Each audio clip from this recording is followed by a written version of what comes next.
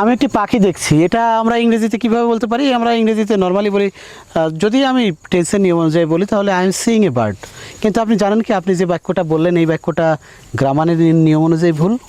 এখন আপনি প্রশ্ন করতে পারেন যে আমি একটি পাখি দেখছি, অর্থাৎ দেখছি কাজটি চলমান, সেক্ষেত্রে I am seeing a bird এখানে ভুল কোথায়?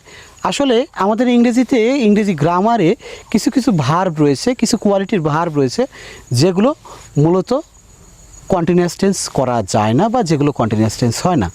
তো এখন আপনার মনে অবশ্যই প্রশ্ন আসতেছে যে আসলে কোন ভার্বগুলো মূলত কন্টিনিউয়াস টেন্স হয় না। তো দর্শক, চলুন শুরু করা যাক। আসলে আজকে আমরা শিখবো যে ইংরেজির কোন ভার্বগুলো মূলত কন্টিনিউয়াস টেন্স হয় না। চলুন শুরু করা যাক। Verbs of perception: see, hear, notice, recognise, smell. Verbs of thinking অর্থাৎ think, suppose, believe, agree, consider, trust, remember, forget, know, imagine, mean, mind, understand. এছাড়া ভার্বস অফ অ্যাপিয়ারিং অর্থাৎ অ্যাপিয়ার, লুক, সিম।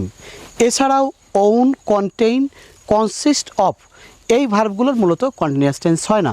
তবে এই সি, ফিল, থিঙ্ক, এই তিনটা verb কিন্তু বিশেষ ক্ষেত্রে কিন্তু কন্টিনিউয়াস টেন্স হতে পারে। সে কোন ক্ষেত্রে কন্টিনিউয়াস টেন্স হতে পারে? যেমন যদি কম্পেয়ার করা হয় অর্থাৎ তুলনা করা হয় তাহলে কিন্তু এগুলো কন্টিনিউয়াস টেন্স হতে পারে।